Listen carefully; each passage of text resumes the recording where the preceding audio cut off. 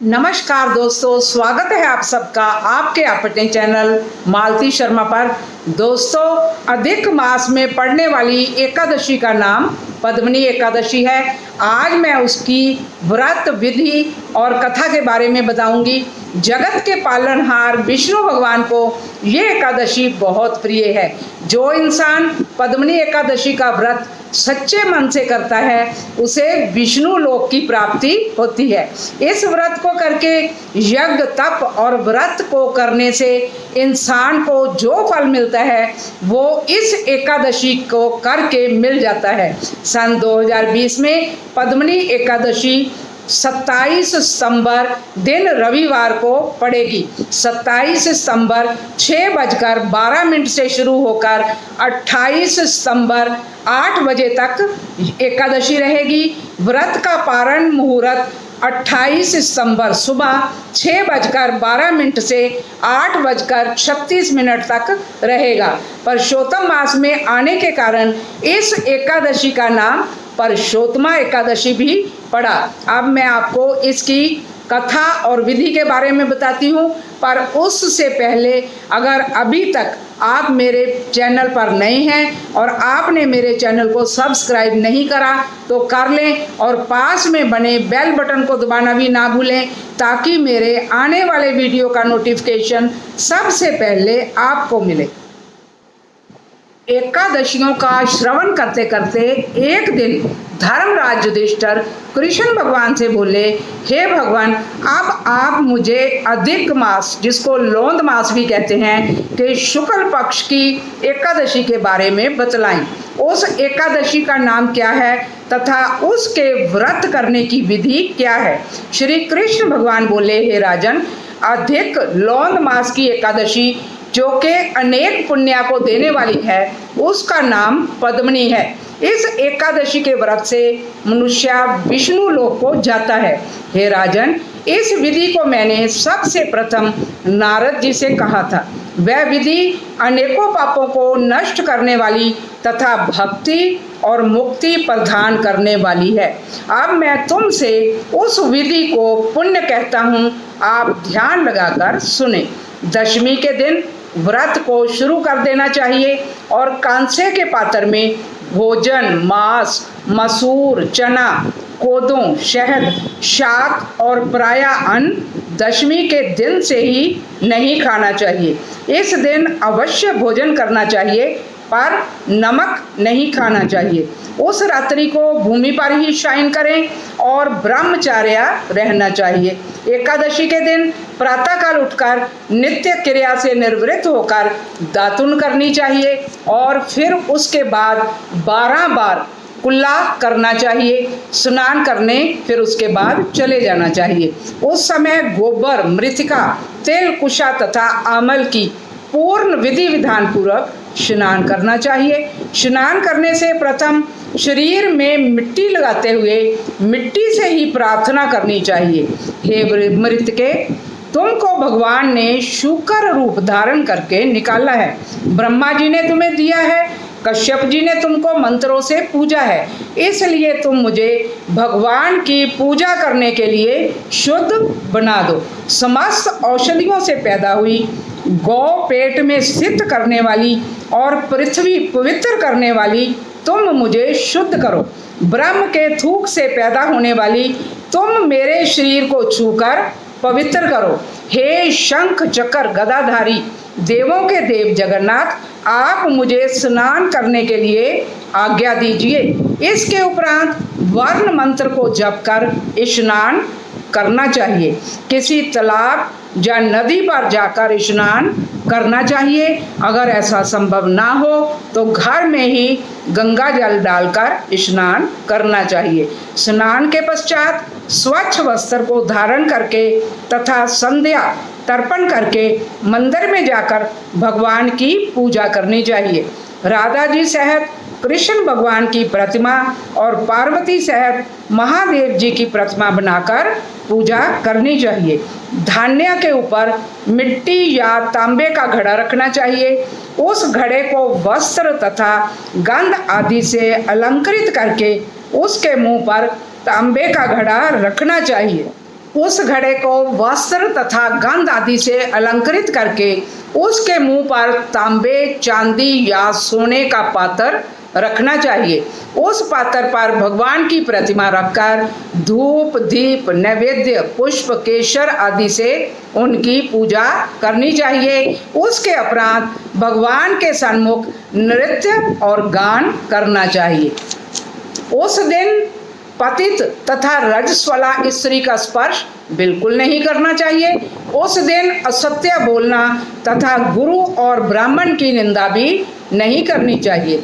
उस दिन भक्तजनों के साथ भगवान के सामने पुराण की कथा सुननी चाहिए। अधिक लौंद मास की शुक्ल पक्ष की पद्मनी एकादशी का व्रत निर्जल करना चाहिए। यदि मनुष्य शक्ति रहित हो तो उसे जलपान या अल्प आहार से व्रत करना चाहिए।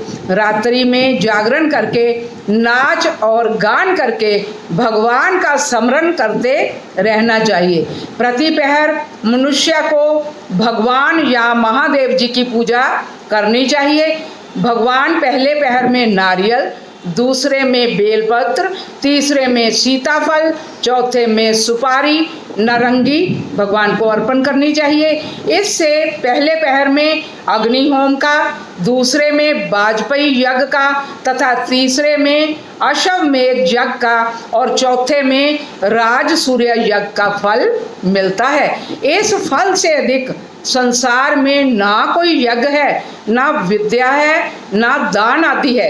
एकादशी का व्रत करने वाले मनुष्य को समस्त तीर्थों और यज्ञों का फल मिल जाता है। इस तरह से सूर्योदय तक जागरण करना चाहिए और स्नान करके ब्राह्मणों को भोजन कराना चाहिए। सब पदार्थ भगवान की प्रतिमा सहित ब्राह्मणों को दे देना चाहिए। इस प्रकार जो मनुष्य विधि पूर्वक भगवान की पूजा तथा व्रत करते हैं उनका जन्म सफल होता है और इस लोक में अनेक सुखों को भोगकर अंत में परम धाम को जाते हैं। हे राजन, मैंने आपको एकादशी के व्रत का पूरा विधान बता दिया, जो कि पद्मनी एकादशी का भक्ति पूर्वक जो लोग व्रत कर चुके हैं। अब मैं उनकी कथा कहता हूँ, ध्यान पूर्वक श्रवण कीजिए। ये कथा पुलस्त्य ने नारद जी से कही थी। एक समय कीर्तवीर्य ने रावण को कारागार में बंद कर रखा था। उसको पुलस्त्य ने कीर्तवीर्य की विनय करके छुड़ाया था। इस घटना को सुनकर नारद जी ने पुलस्त्य से पूछा कि हे महाराज, उस महावीर रावण को जिसने समस्त देवताओं सहित देवराज इंद्र को जीत लिया था, कीर्तवीर्य ने किस प्रकार जीता, सो आप मुझे समझाइए। इस पर श्री पुलस्त्य जी बोले कि हे नारद जी, आप पहले कीर्तवीर्य जी की उत्पत्ति सुनो। त्रेता युग में महेशमती नाम की नगरी में कीर्तवीर्य नाम का एक राजा राज्य करता था। उस राजा के 100 स्त्री थी। उनमें से किसी के भी राज्य भार लेने वाला कोई योग्य पुत्र नहीं था। जब राजा ने आदर पूर्वक पंडितों को बुलवाया और पुत्र की प्राप्ति के लिए यज्ञ किए, परंतु सब असफल रहे। जिस प्रकार दुखी मनुष्य को भूख, नीरस मालूम पड़ते हैं, उसी प्रकार उसको भी राज्य बिना पुत्र के सुख देने वाला प्रतीत नहीं होता था। अंत में वह तप के द्वारा ही सिद्धियों को जानकर तपस्या करने के लिए वन को चला गया।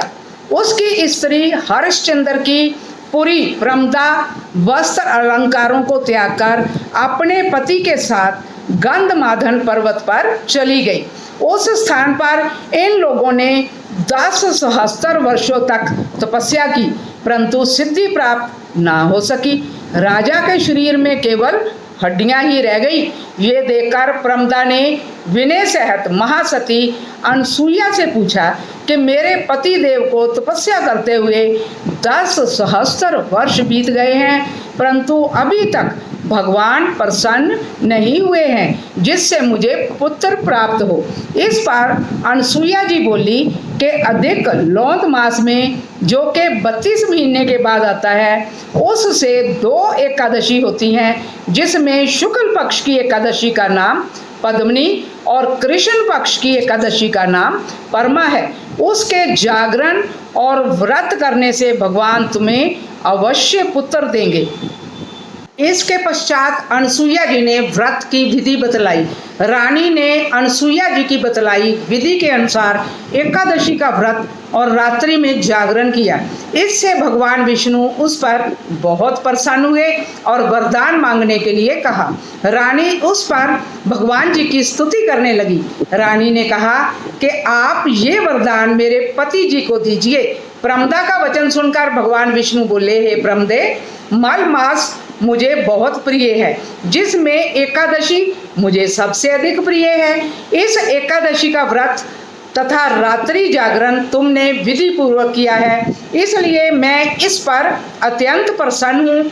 और इतना कहकर भगवान विष्णु राजा से बोले, हे राजेंद्र, तुम अपनी इच्छा के अनुसार वर मांगो, क्योंकि तुम्हारी स्त्री ने मुझको प्रसन्न किया है।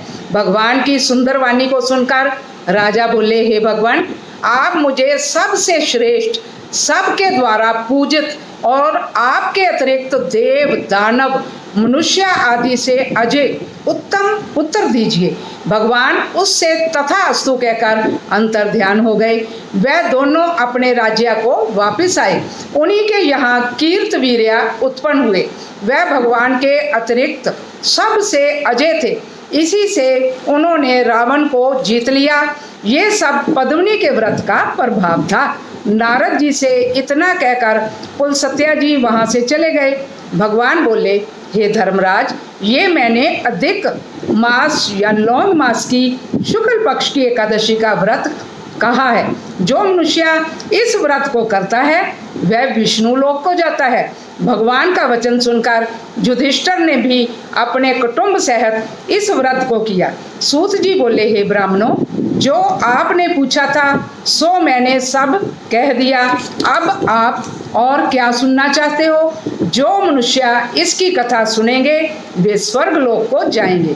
बोलो विष्णु भगवान की जय। कृष्ण कन्हैया लाल की जय।